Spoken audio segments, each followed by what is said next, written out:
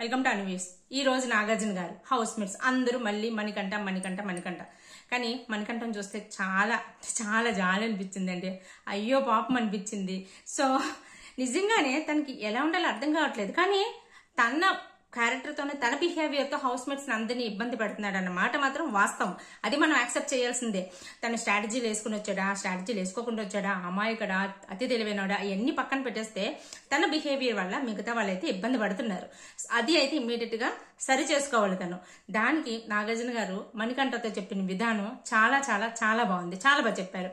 That కూడా తన activity room పిలిచి అక్కడ మిగతా హౌస్ మేట్స్కి ఎవరికి చూపించకుండా చక్కగా తనకు చెప్పాల్సింది చెప్పి స్ట్రాంగ్ గా ఉండమని చాలా బాగా చెప్పారు. లేదు అంటే ఇప్పటికీ కూడా తను అలాగే ఉంటే మాత్రం సో అది తనకి ఇంకా డేంజర్ అవుతుంది. ఎందుకంటే ఇప్పుడు వైల్డ్ కార్డ్స్ వస్తున్నాయి, ఎంటర్టైన్మెంట్ పెరుగుతుంది. ఇప్పుడు మణికంఠ నుంచి మన యాంగిల్ కూడా డివియేట్ అవుతుంది. ఇప్పుడు అందరూ పట్టించుకొని ఎవరు బిజీలో వాళ్ళు ఉంటారు. కొత్త రిలేషన్స్ బాండప్ చేసుకోవడం, కొత్త వాళ్ళ నెగిటివిటీస్ చూడడం, కొత్త వాళ్ళు ఎలా ఉన్నారు, కొత్త వాళ్ళు ఎటువంటి ఎంటర్టైన్మెంట్ చేస్తున్నారు, ఇలాంటి వాటిలో పడిపోతారు. కాబట్టి సో నాగమణికంటని పట్టించుకునే ఇది కూడా కొంచెం తగ్గుతుంది. దాన్ని పట్టించుకోండి అన్నా సరే ఎవరు పట్టించుకోరు. అంటే సిచ్యువేషన్స్ అలా వస్తాయి. కెమెరా బిగ్ బాస్ కూడా బిజీ అయిపోతాడు. ఇప్పుడు ఈ సరైన టైం నాగమణికంట సెర్చ్ చేసుకోవడానికి. లేదు అంటే మాత్రం ఇంకెవరు ఏం చేయలేరు. ప్రేక్షకులు కూడా యాక్చువల్లీ ఆడియన్స్ కూడా అదే అవుతుంది.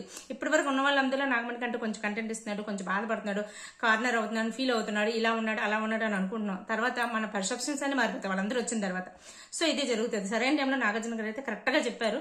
సో ఇప్పుడైతే మార్చుకోవాల్సిన టైము. తను ఒకవేళ వీక్ గా ఉన్నా సరే స్ట్రాంగ్ అవ్వాల్సిన సిచ్యువేషన్ అయితే వచ్చింది నాగమణికంటకి. ఎందుకంటే తన బిహేవియర్ వల్ల హౌస్ మేట్స్ అందరూ కూడా ఇబ్బంది పడుతున్నారు. అది తను చేయకూడదు కదా. తన బిహేవియర్ తనలో ఉంచుకోవాలి, తన బాధలు తనలో ఉంచుకోవాలి. మిగతా వాళ్ళకి ఇబ్బంది పడేటట్టు, మిగతా వాళ్ళ ఆట ఇబ్బంది పడేటట్టు చేయకూడదు. సో ఇది మాత్రం క్లియర్ గా ఉంది. తర్వాత అందరు హౌస్ మేట్స్ అడిగినప్పుడు మళ్ళీ నాగమణికంటని కార్నర్ చేస్తుంటే నిజంగా అందరు కలిపి వాళ్ళ ఒపీనియన్స్ మళ్ళీ మణికంఠ అని చెప్తుంటే నాగార్జున గారు తీసి పక్కన పెట్టండి, నాగమణికంఠ మీద ఇంకెవరు వేయొద్దని చెప్పేశారు. అంటే లాస్ట్ లో చెప్పారు, అంతకుముందు కూడా చెప్పారు, మళ్ళీ వేస్తానంటే ఓకే అన్నారు. కానీ సో చెప్పేశారు. ఎందుకంటే అది అప్పటికి బాగా డల్ అయిపోయాడు, చాలా డల్ అయిపోయాడు, ఏడుస్తున్నాడు. నాగార్జున గారు కూడా అర్థమైంది తను జెన్యూన్ గానే ఉన్నాడు, ఫీల్ అవుతున్నాడు. కానీ ఎలా ఉండాలో అర్థం కావట్లేదు. అర్థం కాక కన్ఫ్యూజ్ అయ్యి ఎదుటి వాళ్ళని కన్ఫ్యూజ్ చేసి తికమక చేసి కంగారు చేసి గజిబిజ్ గందరగాలం చేసి పడేస్తున్నాడు. ఆ హౌస్ అంతటిని అందరూ డిస్టర్బ్ అవుతున్నారు. సో దీనివల్ల వాళ్ళ ఆట డిస్టర్బ్ అవుతుంటే ఎందుకు ఊరుకుంటారు? ఎవరైనా ఊరుకుంటారా?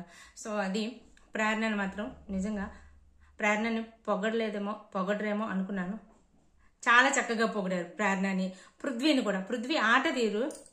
సోనియా వెళ్ళిపోయిన తర్వాత సోనియా ఒక ఇంటర్వ్యూలో చెప్పింది, నేను బయటకు వచ్చేస్తున్నాను కదా, ఎలా ఆడతారో చూస్తానంది. నిజంగా ఎలా ఆడుతున్నారో చూస్తే సోనియా గారికి బుర్ర తిరుగుతుంది. అంత చక్కగా ఇంప్రూవ్మెంట్ వచ్చింది సోనియా గారు వెళ్ళిపోయిన తర్వాత. వాళ్ళు ఇండివిజువల్ గా ఆలోచించడం, ఇండివిజువల్ గా ఆడడం.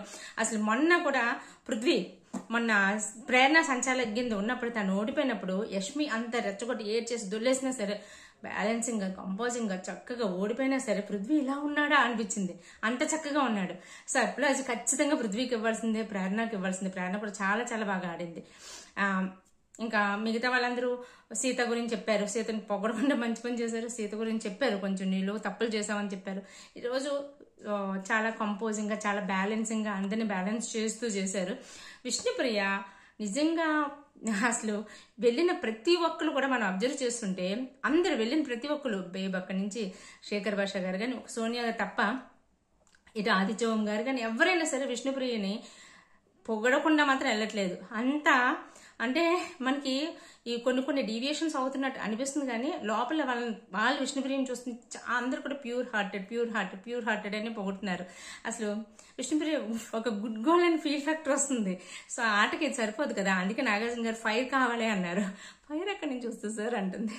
సో అంతా చక్కగా కంపోజింగ్ గా, బ్యాలెన్సింగ్ గా అలా అలా అలా అలా ఒక వేవ్ లో అయిపోయింది సాటర్డే ఎపిసోడ్. రేపు సండే ఎపిసోడ్ ధూమ్ ధామ్ అంటది కదా. సో వైల్డ్ కార్డ్ ఎంట్రీస్ వస్తారు, వాళ్ళు వస్తారు, వీళ్ళు వస్తారు, హౌస్ అంతా మళ్ళీ కలకల్లాడిపోతుంది, కొత్త కంటెంట్ వస్తుంది, ఎవడు ఏం చేస్తున్నాడో చూస్తారు. సో ఇది ఈ రోజు ఎపిసోడ్ అయితే ప్లెజెంట్ గా అయిపోయింది. ఈ వీడియో మీకు నచ్చినట్టయితే లైక్ చేసి షేర్ చేయండి. అలాగే మీ అభిప్రాయం కూడా కామెంట్ చేసి చెప్పండి. ఛానల్ మాత్రం సబ్స్క్రైబ్ చేసుకోండి ప్లీజ్. Take care, bye.